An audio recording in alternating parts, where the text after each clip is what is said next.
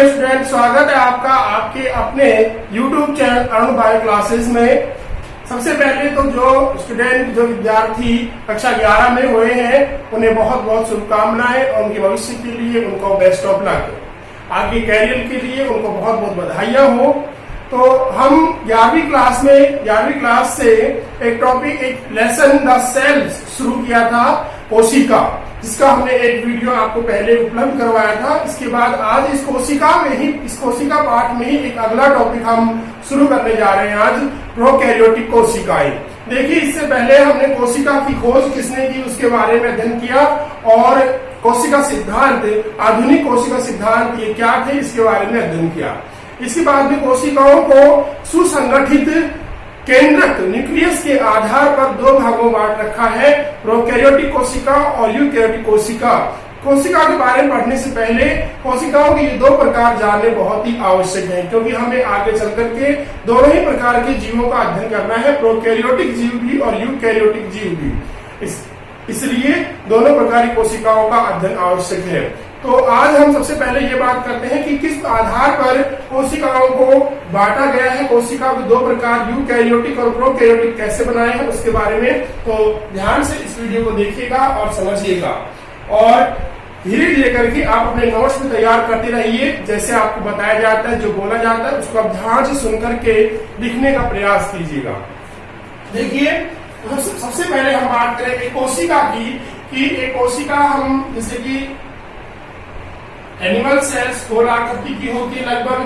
तो animal cells यानी हम कोशिका सामान्य जो आप 9th 10th या नीचे की कक्षाओं में 8th में 9th में 10th में पढ़ के आए कोशिका के बारे में, तो उसके बारे में अगर बात करें नीचे से बेस लेकर के, तो ध्यान दीजिएगा, एक कोशिका के ऊपर कोशिका आवरण होता है। इस कोशिका आवरण को कोशिका झिल्ली या कोशिका भित्ति कहते हैं। पादपों के अंदर कोशिका भित्ति, कोशिका झिल्ली दोनों होती है, जबकि जंतु कोशिकाओं के अंदर केवल कोशिका झिल्ली होती है। इस कोशिका के अंदर कोशिका द्रव भरा होता है, जीव द्रव्य होता है और इसके अंदर एक न्यूक्लियस होता है, केंद्रक। न्यूक्लियस या केंद्रक होता है। यह न्यूक्लियस या केंद्रक दोहरी झिल्ली युक्त होता है, डबल मेम्ब्रेन होता है। इसके ऊपर दो झिल्लियां पाई जाती हैं। दोहरी झिल्ली युक्त कोशिका का एक अंग है ये न्यूक्लियस या केंद्रक। केंद्रक, तो इस केंद्रक में किसी भी कोशिका का आनुवांशिक पदार्थ उपस्थित होता है। इस केंद्रक के अंदर कोशिका का आनुवांशिक पदार्थ यानी डीएनए जो है वो उपस्थित होता है। तो इस डीएनए आनुवांशिक पदार्थ को घेरे हुए ये कोशिका केंद्रक की झिल्ली है। इस आनुवांशिक पदार्थ को घेरे हुए बाहर से केंद्रक की झिल्ली पाई जाती है। तो अगर किसी कोशिका के अंदर उसके केंद्रक पर झिल्ली पाई जाती है, उस केंद्रक को कहते हैं सुसंगठित केंद्रक। सुसंगठित केंद्रक अर्थात केंद्रक सुसंगठित केंद्रक होता है, वेल डेवलप्ड केंद्रक होता है, पूर्ण विकसित केंद्रक होता है सुसंगठित केंद्रक। लेकिन यदि इस केंद्रक के ऊपर झिल्ली नहीं मिलती है, दोहरी झिल्ली नहीं मिलती है, तो इसका जो आनुवांशिक पदार्थ है यानी कि जेनेटिक मटेरियल है, डीएनए आरएनए जो भी जेनेटिक मटेरियल है उस कोशिका में, वो बिखरा हुआ रहता है। वो किसी भी स्ट्रॉन्ग प्रोटीन से या नॉन स्ट्रॉन्ग प्रोटीन से बंधा हुआ नहीं होता, कोई उसके ऊपर आवरण नहीं होता। तो ऐसे केंद्रक, ऐसी कोशिका जिनके आनुवांशिक पदार्थ पर सुसंगठित यानी कि केंद्रक होता है, ऐसी कोशिका जिसमें सुसंगठित केंद्रक होता है अर्थात आनुवांशिक पदार्थ पर आवरण, केंद्रक झिल्ली का आवरण पाया जाता है, उस कोशिका को तो कहते हैं यूकैरियोटिक कोशिका।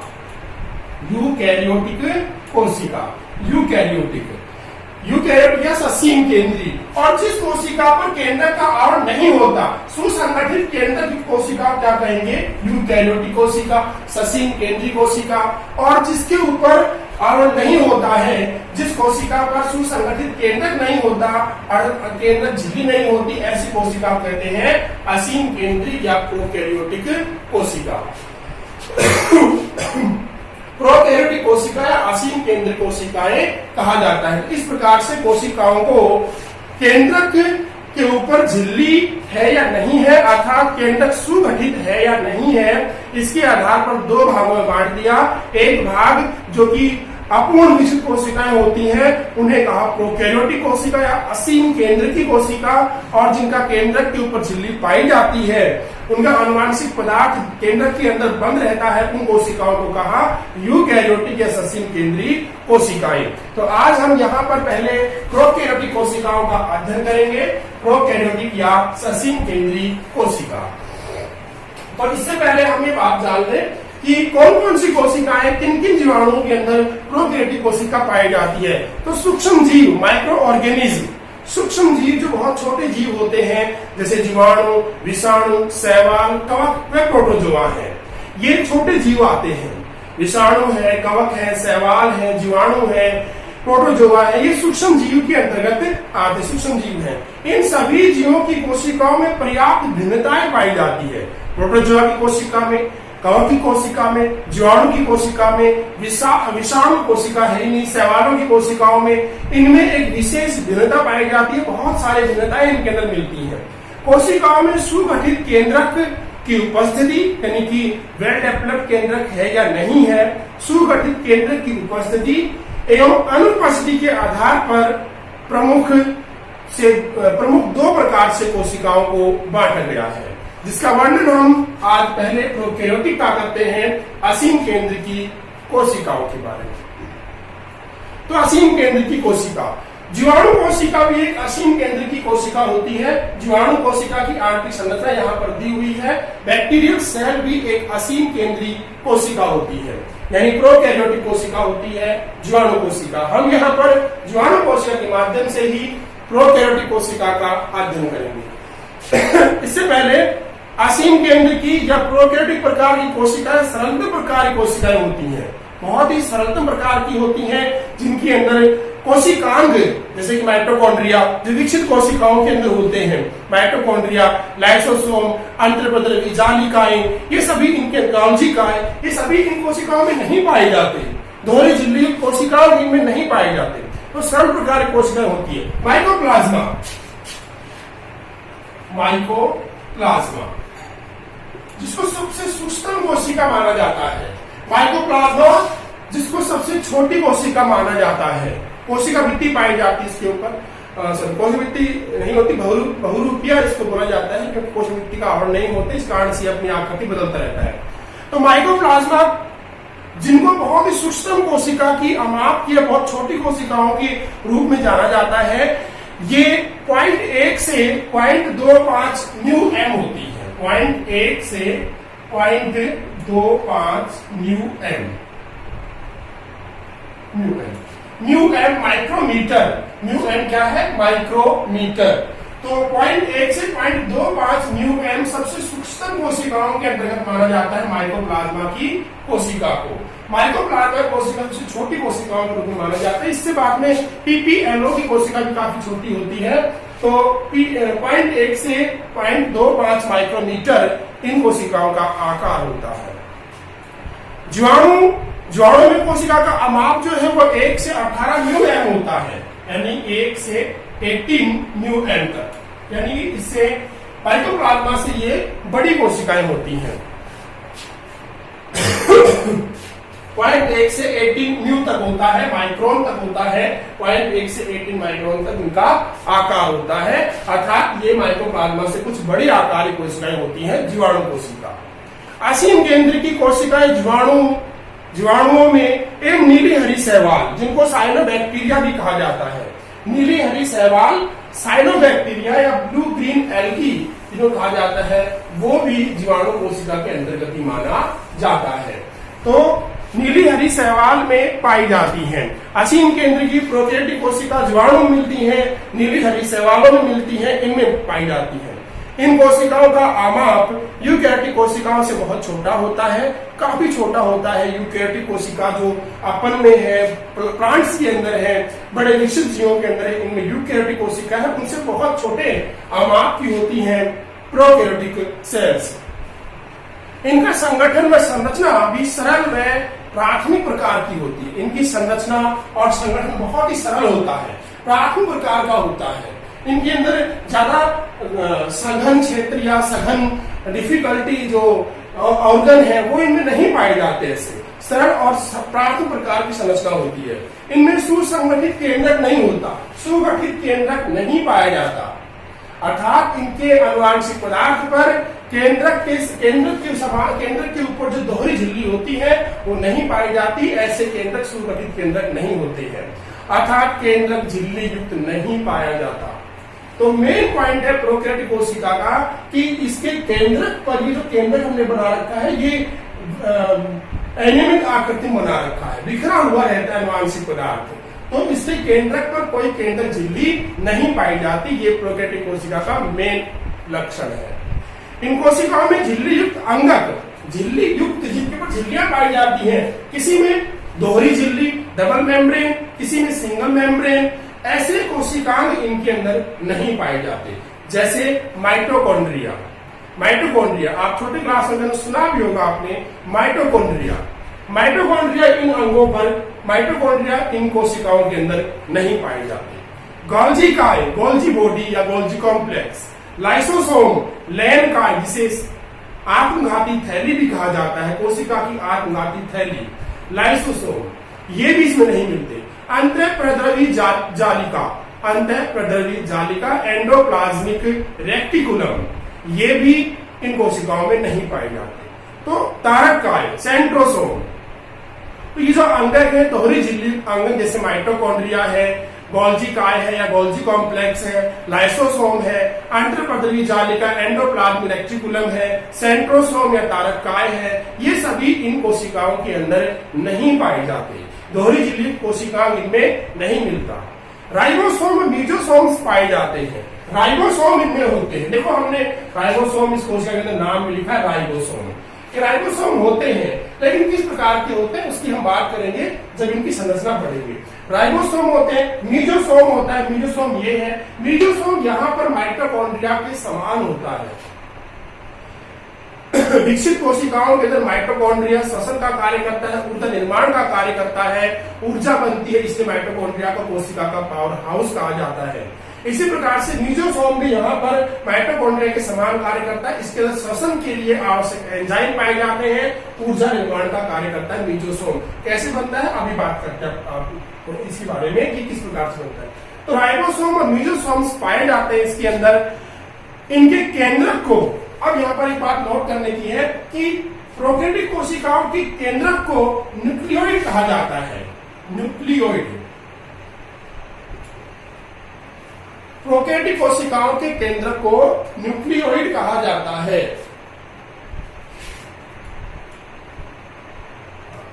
न्यूक्लियोइड, न्यूक्लियोइड प्रोकैरियोटिक कोशिका के केंद्र को न्यूक्लियोइड कहते हैं। ये रहा न्यूक्लियोइड, न्यूक्लियोइड कहा जाता है। न्यूक्लियोइड का अर्थ क्या है? न्यूक्लियोइड प्रोकैरियोटिक कोशिकाओं के अंदर मिलने वाले केंद्रक को न्यूक्लियोइड कहते हैं। इस न्यूक्लियोइड जो है ये है केंद्रकाव, केंद्रकाव से बोलते हैं केंद्रकाव। न्यूक्लियोइड या केंद्रकाव इसके अंदर केंद्रक होता है, अर्थात झिल्ली से घिरा हुआ केंद्रक नहीं होता। इसके केंद्रक को, आनुवांशिक पदार्थ को न्यूक्लियोइड कहा जाता है, केंद्रकाव कहा जाता है। ये इसका एक मुख्य लक्षण है। असंगठित केंद्रक को न्यूक्लियोइड या केंद्रकाव कहते हैं। तो प्रोकैरियोटिक कोशिका के अंदर न्यूक्लियोइड पाया जाता है, केंद्रकाव पाया जाता है। इस न्यूक्लियोइड में केंद्रक में डीएनए और आरएनए रेखीय प्रकार के पाए जाते हैं, अर्थात लीनियर होते हैं, लाइनर या लीनियर रूप से होते हैं। गुथे हुए या बंधे हुए डीएनए आरएनए नहीं पाया जाता, क्योंकि इनमें किसी प्रकार की हिस्टोन प्रोटीन नहीं पाई जाती। हिस्टोन प्रोटीन, हिस्टोन प्रोटीन जो है डीएनए को बांधने के लिए काम आती है। हिस्टोन प्रोटीन, ये हिस्टोन प्रोटीन डीएनए को बांधे रखती है। डीएनए गुथा हुआ रहता है, कुंडलित रहता है, बंधा हुआ रहता है। तो ये हिस्टोन प्रोटीन प्रोकैरियोटिक कोशिकाओं में नहीं पाई जाती। इस कारण से इनका डीएनए या आरएनए या आनुवांशिक पदार्थ रेखीय लीनियर रूप से बिखरा रहता है। इसमें सूत्री विभाजन अर्थात समसूत्री विभाजन या अर्धसूत्री विभाजन नहीं होता, इनमें असूत्री विभाजन होता है। अर्धसूत्री मियोसिस, समसूत्री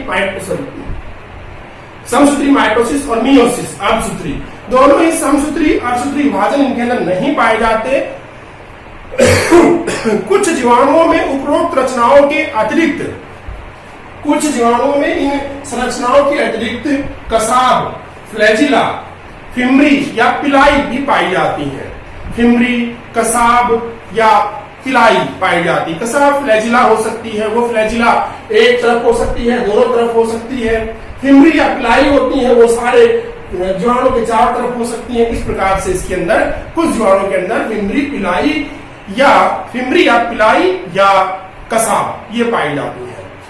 और हरित लवक भी होते हैं, इनके अंदर हरित लवक होते हैं वो बैक्टीरिया जिन्हें ब्लू ग्रीन एल्गी कहा जाता है, साइनोबैक्टीरिया कहा जाता है। वो साइनोबैक्टीरिया प्रकाश संश्लेषी जीवाणु होते हैं।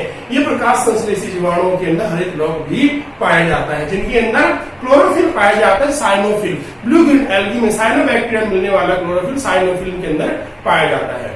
सामान्यतः प्रोकैरियोटिक कोशिकाओं में एक जटिल रासायनिक कोशिका का आवरण होता है। रासायनिक कोशिका आवरण देखिए, यहाँ पर बनी हुई है जीवाणु कोशिका, प्रोकैरियोटिक कोशिका। तो इस जीवाणु कोशिका, प्रोकैरियोटिक कोशिका में अपन देखेंगे कि इसके अंदर एक आवरण पाया जाता है। ये एक दृढ़ आवरण होता है।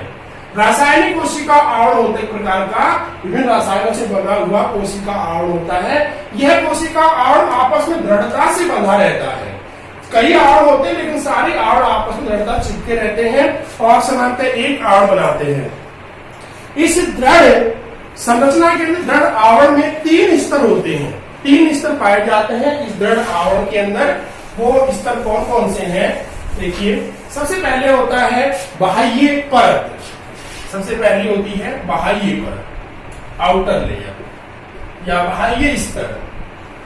उसके बाद में होता है कोशिका भित्ति और फिर जीव द्रव कला। कोशिका भित्ति यानी सेल वॉल, कोशिका भित्ति, कोशिका भित्ति। और तीसरा है जीव द्रव्य कला, प्लाज्मा मेम्ब्रेन, जीव द्रव्य कला। ये 3 आवरण इसके अंदर होते हैं। सबसे पहले होता है बाह्य परत, उसके बाद कोशिका भित्ति, सेल वॉल और उसके बाद जीव द्रव कला।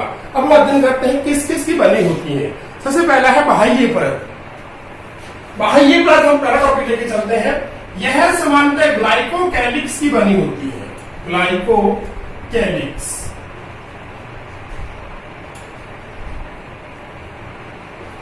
ग्लाइकोकैलिक्स की बनी हुई होती है। बाह्य परत ग्लाइकोकैलिक्स की बनी होती है। ग्लाइकोकैलिक्स एक पदार्थ उसकी बनी हुई होती है। कुछ जीवाणुओं में इसके ऊपर श्लेष्मी पदार्थ भी पाया जाता है। कुछ जीवाणुओं में ग्लाइकोकैलिक्स परत के ऊपर श्लेष्मी पदार्थ, ध्यान दीजिएगा, अवतंक परत ग्लाइकोकैलिक्स, ये परत है ग्लाइकोकैलिक्स की। इसके ऊपर श्लेष्मी पदार्थ जो हमने डॉट से दिखा रखा है, डॉट लाइन से, ये है श्लेष्मी पदार्थ। ये श्लेष्मी पदार्थ बाद में सूख करके दृढ़ हो जाता है और इस श्लेष्मी पदार्थ की परत को, विस्कोसी पदार्थ की परत को अवपंक परत या स्लाइम लेयर कहा जाता है। अवपंक परत या स्लाइम लेयर, अवपंक परत या स्लाइम लेयर कहा जाता है। बाद में यह स्लाइम लेयर दृढ़ होकर के संपुटिका या कैप्सूल बना लेती है। बाद में यह स्लाइम लेयर दृढ़ होकर संपुटिका या कैप्सूल, इंग्लिश में कहें कैप्सूल, संपुटिका बना लेती है। यह संपुटिका एक जीवाणु पर दृढ़ आवरण होता है जो जीवाणु की रक्षा करती है। इसलिए जो जीवाणु संक्रमित करते हैं, संक्रामक होते हैं, रोग फैलाते हैं, वो जीवाणु आंतों में या एंजाइम से नष्ट नहीं होते हैं, क्योंकि उनका संपुटिका आवरण जो है वो दृढ़ होता है। इस कारण से तो संपुटिका या कैप्सूल इन्हें रक्षात्मक परत प्रदान करती है। उत्सर्जी पदार्थ जो है वो भी संपुटिका में संचित रहते हैं और ये सुरक्षा करती है तथा इसकी संक्रामक शक्ति को बढ़ाती है। संपुटिका परत जितनी दृढ़ होगी, जितनी मजबूत होगी, उतना ही वो जीवाणु संक्रामक प्रवृत्ति का होता है। इनकी संक्रामक प्रवृत्ति को बढ़ा देती है। इस परत में विभिन्न प्रकार के पॉलीसैकेराइड्स पाए जाते हैं। इस परत में विभिन्न प्रकार के पॉलीसैकेराइड्स पाए जाते हैं। क्या है पॉलीसैकेराइड्स? पॉलीसैकेराइड्स पाए जाते हैं किस परत में? संपुटिका परत में। विभिन्न प्रकार के पॉलीसैकेराइड्स पाए जाते हैं। देखिए, आप छोटी क्लास में शर्करा पढ़ के आए हैं। ग्लूकोज है, फ्रक्टोज है, माल्टोज है, सुक्रोज है, ये सभी शर्कराएं हैं। इन शर्कराओं को शर्कराओं को ही क्या कहा जाता है, सैकराइड्स कहते हैं। शर्करा को सैकराइड्स कहते हैं। जब शर्करा आपस में बहुत सारी जुड़ जाती है, ग्लूकोज जुड़ जाए, ग्लूकोज माल्टोज, ग्लूकोज एस जुड़ जाए, बहुत सारे शर्कराएं आपको जुड़ जाती है तो बनाती है पॉलीसैकराइड्स। पॉलीसैकराइड जैसे कि सेलुलोज है, स्टार्च है, काइटिन है, ये सभी पॉलीसैकराइड्स है। तो पॉलीसैकराइड्स पदार्थ जो है अवपंक परत या संपुटिका के अंदर पाए जाते हैं। पॉलीसैकराइड्स क्या है, विभिन्न शर्कराओं को कहा जाता है सैकराइड्स। शर्कराएं जैसे glucose, fructose, maltose, lactose, sucrose, ये सभी शर्कराएं हैं। जब शर्कराएं आपस में जुड़ जाती हैं, बहुत सारी जुड़ती हैं, तो उसे कहते हैं पॉलीसैकराइड्स। पॉलीसैकराइड्स के उदाहरण सेलुलोज है, ग्लाइकोजन है, स्टार्च है, ये सभी पॉलीसैकराइड्स हैं। तो यही पॉलीसैकराइड संपुटिका परत के अंदर पाए जाते हैं, जो एक रक्षात्मक परत का कार्य करती है। ये था अवपंक परत या कैप्सूल, यानी बाह्य परत। और फिर से ध्यान दीजिएगा, बाह्य परत समान रूप से ग्लाइकोकैलिक्स की बनी होती है, ग्लाइकोकैलिक्स की बनी होती है, जिसके ऊपर कुछ विस्कोसी पदार्थ भी आवृत होते हैं। विस्कोसी पदार्थ यानी श्लेष्मी पदार्थ भी पाए जाते हैं, अथवा ढीला आवरण होता है।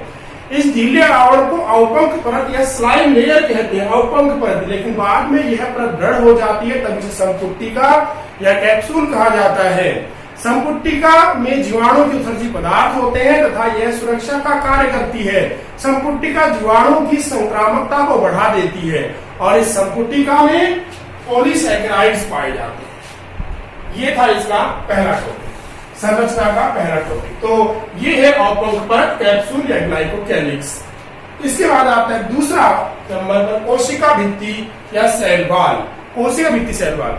कोशिका भित्ति जो कि पादपों के अंदर पाई जाती है, जीवाणु में पाई जाती है, लेकिन बनी होती है किसी अन्य पदार्थ की। पादपों में यह सामान्यतः सेलुलोज की बनी होती है, लेकिन जीवाणु कोशिका भित्ति म्यूकोपेप्टाइड या पेप्टिडोग्लाइकेन की बनी होती है। तो कोशिका भित्ति दृढ़ एवं कोशिका के कुल शुष्क भार का 10 से 40% भाग बनाती है। कोशिका के कुल शुष्क भार का 10 से 40% भाग होती कोशिका भित्ति, सेल वॉल। यह पेप्टिडोग्लाइकेन या म्यूकोपेप्टाइड की बनी होती है,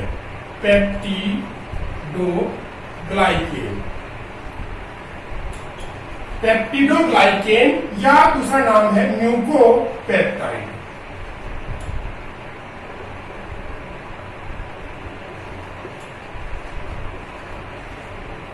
म्यूकोपेप्टाइड या पेप्टिडोग्लाइकेन की बनी होती। कोशिका भित्ति दृढ़ और शुष्क भार का, कुल शुष्क भार का 10 से 40% होती है, जो कि पेप्टिडोग्लाइकेन या म्यूकोपेप्टाइड की बनी होती है, जिसके कारण कोशिका भित्ति मजबूत होती है। पेप्टिडोग्लाइकेन या म्यूकोपेप्टाइड के कारण कोशिका भित्ति मजबूत होती है। कोशिका भित्ति से ही कोशिका को आकार मिलता है, उसका आकार निर्धारित होता है। कोशिका भित्ति से ही एक कोशिका को आकार मिलता है, उसका आकार निर्धारित होता था। कोशिका भित्ति दृढ़ और मजबूत होने के कारण से यह कोशिका को फटने से बचाती है। कोशिका भित्ति, ये कोशिका भित्ति है, यहाँ ये कोशिका भित्ति दृढ़ मजबूत होने के कारण से एक कोशिका को या यूं कहे जीवाणु को फटने से बचाती है, अर्थात जीवाणु या कोशिका को फटने से कोशिका भित्ति के द्वारा बचाया जाता है। ये था दूसरा टॉपिक, कोशिका भित्ति। फिर से ध्यान दीजिएगा, कोशिका भित्ति दृढ़ और मजबूत होती है, जो कि एक कोशिका के कुल शुष्क भार का 10 से 40% होती है। यह पेप्टिडोग्लाइकेन या म्यूकोपेप्टाइड की बनी होती है तथा कोशिका के ऊपर एक दृढ़ आवरण बनाती, मजबूत आवरण बनाती है। इस कोशिका भित्ति कोशिका के आकार को निर्धारित करती है तथा किसी भी कोशिका या जीवाणु को फटने से बचाती है। ये था दूसरा टॉपिक, कोशिका भित्ति। तीसरे नंबर पे आता है जीव द्रव कला। ये वाला जीव द्रव कला या प्लाज्मा मेम्ब्रेन एक इम्पोर्टेंट टॉपिक है। जीव द्रव कला, प्लाज्मा मेम्ब्रेन। जीव द्रव यानी कि जो प्रोटोप्लाज्म है उसको घेरे रहने वाली झिल्ली को जीव द्रव कला कहते हैं। जीव द्रव कला झिल्ली प्रकार की झिल्ली कैसे है, भीतर का जो पदार्थ होता है वो पतला होता है, बाहर का थोड़ा सा सघन होता है। वो सघन पदार्थ आपस में चिपका रहता है, जुड़ा रहता है, वही जीव द्रव कला बन जाती है। तो जीव द्रव कला सामान्य रूप से अर्धपारगम्य झिल्ली होती है। यह एक अर्धपारगम्य झिल्ली होती है जो कि भीतर के सारे जीव द्रव्य को घेरे हुए रहती है। यहाँ पर जीव द्रव्य झिल्ली जो है हमने ये दिखा रखी, यहाँ पे लाल रंग से जो लाइन दिखा रखी वो जीव द्रव्य झिल्ली की है। यहाँ पर ब्लैक कलर के डॉटेड लाइन के ऊपर अवपंक परत कैप्सूल है। उसके बाद में ग्रीन कलर से हमने दिखाया कोशिका भित्ति को, फिर रेड कलर से दिखा रखा है हमने जीव द्रव झिल्ली को। उसके बाद में ब्लू कलर से जीव द्रव झिल्ली के कुछ अन्य जीव द्रव झिल्ली अंतर्वलित होकर कुछ संरचनाएं बनाती, उनको दिखा रखा है ब्लू लाइन से। तो जीव द्रव झिल्ली जो जीव द्रव्य को घेरे रहती है जीव द्रव झिल्ली होती है। यह एक अर्धपारगम्य झिल्ली है, अर्थात कोशिका को आवश्यक पदार्थों को ही अंदर आने देती है और अनावश्यक पदार्थों को बाहर जाने देती है। और अंदर बाहर आने के लिए कोशिका अर्धपारगम्य झिल्ली की तरह कार्य करती है, सही पदार्थों को अंदर आने नहीं देती। यह एक सेमी परमिएबल मेम्ब्रेन होती है जो कि लिपोप्रोटीन की, लाइपोप्रोटीन या लिपोप्रोटीन की बनी होती है। लिपोप्रोटीन की बनी हुई झिल्ली होती है। लिपोप्रोटीन एवं दूसरे पदार्थ और होते हैं ओलिगोसैकेराइड्स। ओलिगोसैकेराइड्स अभी अभी था पॉलीसैकेराइड्स, अब है ओलिगोसैकेराइड। ओलिगोसैकेराइड्स। लिपोप्रोटीन लिपिड और प्रोटीन, लिपिड वसा फैट जो होती है वो और प्रोटीन दोनों मिलने से बनता है लिपोप्रोटीन। तो जीव द्रव झिल्ली बनी होती है लिपोप्रोटीन की। ओलिगोसैकेराइड्स की, ओलिगोसैकेराइड्स क्या है? अगर एक श्रृंखला में 3 से 10 तक सैकेराइड्स अणु, शर्करा के अणु जुड़े हुए हैं तो बनता है ओलिगोसैकेराइड्स। 3 से 10 तक अणु आपको जुड़ करके ओलिगोसैकेराइड बनाते हैं। तो जीव द्रव झिल्ली लिपोप्रोटीन लिपिड प्रोटीन की या ओलिगोसैकेराइड की बनी हुई होती है। यह पोषक पदार्थों तथा उत्सर्जी पदार्थों के आवागमन का नियंत्रण करती है। पोषक पदार्थ भोजन जो है वो कोशिका के अंदर जा रहा है, उत्सर्जी पदार्थ उनको बाहर आना है। इन सभी का नियंत्रण प्लाज्मा मेम्ब्रेन के द्वारा या जीव द्रव झिल्ली के द्वारा किया जाता है।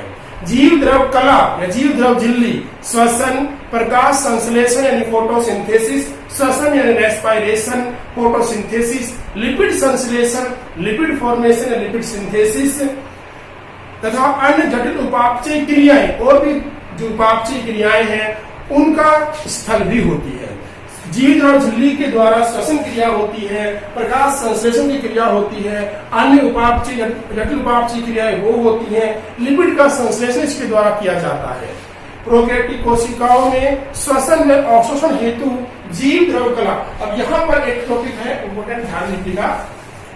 प्रोकैरियोटिक कोशिकाओं के अंदर श्वसन क्रिया होती है, उसके लिए माइटोकॉन्ड्रिया नहीं पाया जाता। कोशिकीय श्वसन जो कि माइटोकॉन्ड्रिया के अंदर होता है और ऊर्जा निर्माण होता है।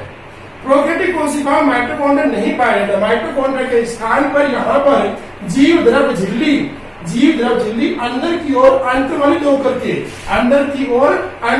होकर के त्रिस्तरीय संरचना बनाती है जिसे मीजोसोम कहा जाता है। मीजोसोम कहते हैं। ये मीजोसोम माइटोकॉन्ड्रिया के समान कार्य करते हैं जो कि श्वसन का स्थल होते हैं। इस मीजोसोम में श्वसन के लिए आवश्यक एंजाइम पाए जाते हैं। तो प्रोकैरियोटिक कोशिकाओं में श्वसन में अवशोषण हेतु जीव द्रव कला अंतर्वलित होकर के अंदर की ओर फोल्ड होकर के एक त्रिस्तरीय संरचना बनाती है, जिसे कहते हैं मीजोसोम। मीजोसोम श्वसन अंग माइटोकॉन्ड्रिया के समान कार्य करते हैं और उसके समान ही इसके अंदर विभिन्न प्रकार के श्वसन एंजाइम पाए जाते हैं।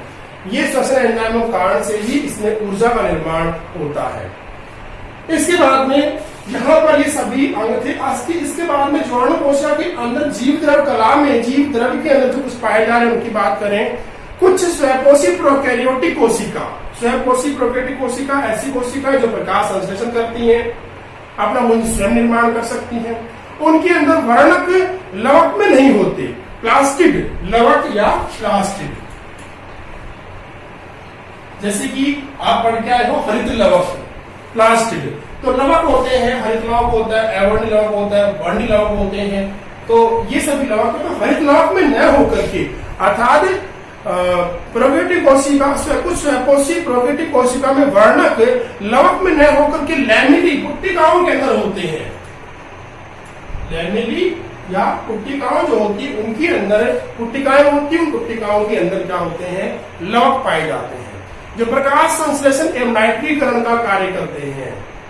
लवक मिलते हैं स्वयंपोषी जीवाणुओं के अंदर, ये स्वयंपोषी जीवाणुओं के अंदर लैमेली के अंदर लवक मिलते हैं और यह लवक जो है प्रकाश संश्लेषण यानी फोटोसिंथेसिस अपना भोजन स्वयं निर्माण करना और नाइट्रीकरण नाइट्रिफिकेशन या नाइट्रोजन फिक्सेशन वायुमंडल की मुक्त नाइट्रोजन को उसके यौगिकों में बदलना नाइट्रीकरण कहलाता है। तो नाइट्रीकरण की प्रक्रिया करते हैं ये जीवाणु, कुछ स्वयंपोषी जीवाणु होते हैं। कोशिका द्रव्य की बात करते हैं हम अंदर कोशिका द्रव में। तो कोशिका द्रव में अन्य कोई भी दोहरी झिल्ली युक्त कोशिकांग नहीं पाए जाते, यानी माइटोकॉन्ड्रिया, गोल्जी काय, लाइसोसोम, अंतर्पटलीय जालिका, तारक काय, ये सभी नहीं पाए जाते, लेकिन राइबोसोम मिलते हैं, म्यूजोसोम मिलते हैं। तो अपन राइबोसोम की बात करें, कोशिका द्रव में राइबोसोम पाए जाते हैं जो छोटे आकार में छोटे तथा 70S प्रकार के होते हैं। राइबोसोम मिलते हैं, आकार में छोटे होते हैं, यानी कि यूकेरियोटिक कोशिकाओं से छोटे आकार के होते हैं और 70S प्रकार के होते हैं। 70S प्रकार, एस यहाँ पर राइबोसोम के इकाइयों को मापने की यूनिट है। एस राइबोसोम के मापने की यूनिट है जिसे कहते हैं स्वेड्सबर्ग इकाई। स्वेडबर्ग इकाई यूनिट, स्वेडबर्ग इकाई। तो एस राइबोसोम के अंशांक गुणांक को मापने की एक इकाई होती है स्वेडबर्ग इकाई। तो यहाँ पर 70S प्रकार के राइबोसोम पाए जाते हैं। यूप्रोकैरियोटिक कोशिका में 70S प्रकार के राइबोसोम मिलते हैं। 80S प्रकार के राइबोसोम भी होते हैं जो यूकेरियोटिक कोशिकाओं के अंदर मिलेंगे। यहाँ पर 70S प्रकार के राइबोसोम होते हैं जो आकार में छोटे होते हैं। इनकी दो उप इकाइयां होती हैं, दोनों उप इकाइयां आपस में जुड़ी होती हैं और जुड़ करके 70S प्रकार का राइबोसोम बनाती है। इसकी बड़ी उप इकाई 50S प्रकार की, छोटी उप इकाई 30S प्रकार की होती है। कभी भी इन दोनों का ऐड नहीं होता, जोड़ नहीं होता, क्योंकि ये अलग अलग इकाइयां हैं। बड़ी इकाई ये है, छोटी इकाई ये है, या अपन ऐसे बना ले बड़ी इकाई ये और छोटी इकाई इसके ऊपर। तो बड़ी इकाई का अवसाधन गुणांक जो है वो 70S होता है, स्वेड्सबर्ग इकाई 50S और छोटी इकाई 30S। दोनों का कभी भी ज्वाइंट या ऐड नहीं किया जाता। 50S और 30S दो उप इकाइयां इसकी मिलती हैं 70S की। ध्यान रखिए 70S की दो उप इकाइयां 50S और 30S दो होती राइबोसोम की। बड़ी उप इकाई जो है वो 50S होती है और छोटी उप इकाई 30S जो इसके ऊपर टोपीनुमा आकृति की होती है, इसके ऊपर लगी होती है। बहुत से राइबोसोम एक संदेशवाहक आरएनए पर, संदेशवाहक यानी मैसेंजर आरएनए, मैसेंजर आरएनए को हम शॉर्ट में लिखेंगे mRNA, मैसेंजर आरएनए mRNA। कई प्रकार के आरएनए होते हैं, mRNA होता है, tRNA होता है, rRNA होता है, hnRNA होता है, snRNA होते हैं। तो ऐसे ही mRNA संदेशवाहक आरएनए होता है जो संदेशों को लेकर के केंद्रक से कोशिका द्रव में आता है। केंद्रक के डीएनए के ऊपर जो लिखी सूचना है उन सूचनाओं को लेकर कोशिका द्रव में आता है, उस संदेशवाहक आरएनए या mRNA कहा जाता है। तो बहुत सारे राइबोसोम में संदेशवाहक आरएनए पर जुड़ करके एक श्रृंखला बनाते हैं जिसे पॉलीराइबोसोम कहते हैं। ध्यान दीजिएगा, बहुत सारे राइबोसोम mRNA के ऊपर जुड़ करके एक श्रृंखला बनाते हैं जिसे पॉलीराइबोसोम कहा जाता है। यहाँ पर है ये पॉलीराइबोसोम, बहुराइबोसोम या पॉलीराइबोसोम।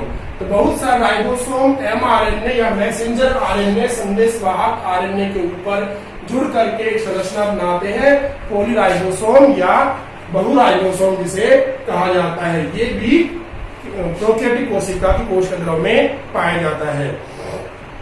पॉलीराइबोसोम के अंदर जो इकाइयां बनती हैं पेप्टाइड श्रृंखलाएं जो है बड़ी उप इकाई में 34 पॉलीपेप्टाइड श्रृंखलाएं, अर्थात बड़ी उप इकाई में राइबोसोम की जो बड़ी उप इकाई 50S उसमें 34 पॉलीपेप्टाइड श्रृंखलाएं तथा छोटी उप इकाई में 21 पॉलीपेप्टाइड श्रृंखलाएं होती हैं। बड़ी उप इकाई के अंदर 34 पॉलीपेप्टाइड श्रृंखलाएं होती हैं, जबकि छोटी उप इकाई में 21 से 21 पॉलीपेप्टाइड श्रृंखलाएं होती हैं जो आपस में जुड़ करके प्रोटीन संश्लेषण का कार्य करती हैं, प्रोटीन का निर्माण करती हैं। इसके बाद में यहाँ पर लगभग सभी अंग हो गए हैं। यहाँ पर एक अंग आ रहा है आपके सामने पॉलीहाइड्रोक्सी ब्यूटाइलिक अम्ल कणिका, इसकी बात करते हैं। इसके अलावा ध्यान दीजिए जो अंग है इनके प्लाज्मिड भी पाया जाता है, इसके बारे में बताते हैं आपको। तो इसके अलावा कोशिका द्रव में कुछ अंतर्विष्ट पिंड, कोशिका द्रव के अंदर कुछ धसे हुए और भी कण या पिंड पाए जाते हैं। तो उन पिंडों के रूप में स्वतंत्र रूप से ये कोशिका के अंदर स्थित होते हैं, जैसे फॉस्फेट कणिकाएं, साइनोफिल कणिकाएं, नीलहरित शैवाल जो होती हैं उनमें साइनोफिल कणिकाएं, ग्लाइकोजन कणिकाएं, गैस रसधानियां, गैस वोक्यूल्स होती हैं, पॉलीहाइड्रोक्सी ब्यूटाइलिक अम्ल कणिकाएं होती हैं, सल्फर कण होते हैं, कार्बोक्सिसोम होते हैं। ये सब भी इसके अंदर कुछ भाग पाए जाते हैं। संपूर्ण कोशिका द्रव में कुछ अंतर्विष्ट पिंड जो है वो भी स्वतंत्र रूप से स्थित रहते हैं, जिसके अंदर फॉस्फेट कणिकाएं, साइनोफिल कणिकाएं, ग्लाइकोजन कणिकाएं, गैस रसधानी, गैस वोक्यूल्स, पॉलीहाइड्रोक्सी ब्यूटाइलिक अम्ल कणिकाएं, सल्फर कण और कार्बोक्सिसोम भी पाए जाते हैं। यहाँ पर प्लाज्मिड जीवाणु के अंदर उसका जो अनुवांशिक पदार्थ डीएनए होता है, इसके अलावा एक और डीएनए पाया जाता है जो कि गोल वर्तुल नग्न होता है, उसे प्लाज्मिड कहा जाता है। जीवाणु के अंदर ये प्लाज्मिड एक बायोटेक्नोलॉजी के अंदर आवश्यक डीएनए है, जिसको हम वाहक के रूप में, क्लोनिंग वाहक के रूप में काम में लेते हैं।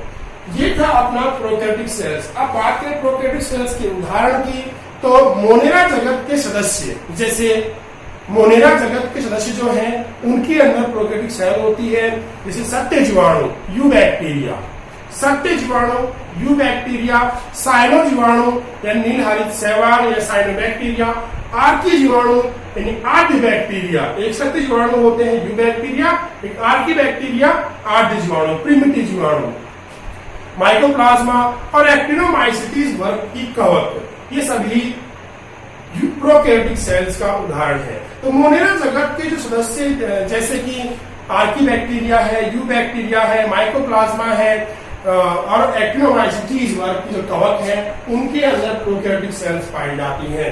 प्रोकैरियोटिक सेल्स के क्या क्या लक्षण थे इसके बारे में हमने बात की।